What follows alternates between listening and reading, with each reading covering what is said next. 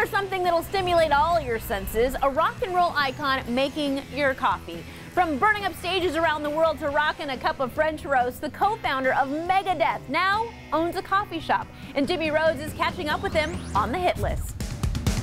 If the choices on a coffee shop menu are enough to melt your brain, David Ellefson, the owner of Ellefson Coffee and co-founder of the heavy metal band Megadeth, has 3 things that'll amp up your coffee knowledge to 11.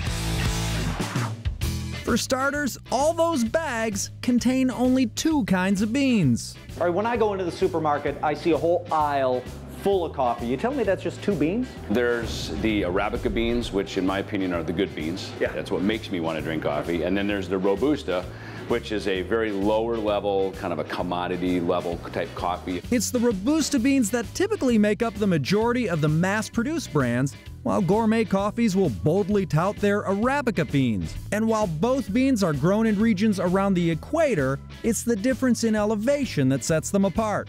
The Arabica coffees are grown up in the mountaintops. Okay. So therefore, the rain and the waste and the things that come down go down into the valley, ironically, where the Robusta is grown. Oh, okay. So yeah. if you can get a visual on that.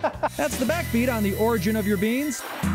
Next, get to know the 4 color roasts: light, medium, medium dark, and dark. You know, roasting is an interesting process. I look at it, it's almost like producing an album. You know, one producer will make you sound one way, another producer will make you sound another. A light roast will highlight where the beans are grown, like Hawaii or Sumatra. Medium roast brings out nuttier, fruitier flavors, but the heavier flavors hide something. Usually the darker, richer, more oily the coffee is, oftentimes the less caffeine it's going to have in it. That's right, as the roasts get darker, the flavors become bolder, but the caffeine levels actually drop.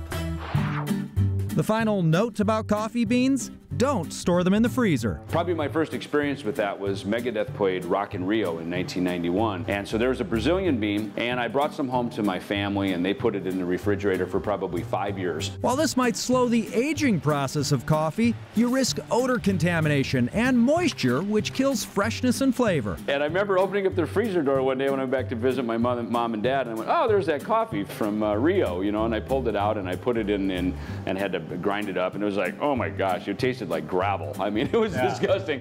Jonesing for some Java? Find a list of shops giving away free coffee at thelisttv.com. Rockin' and roastin' on the hit list.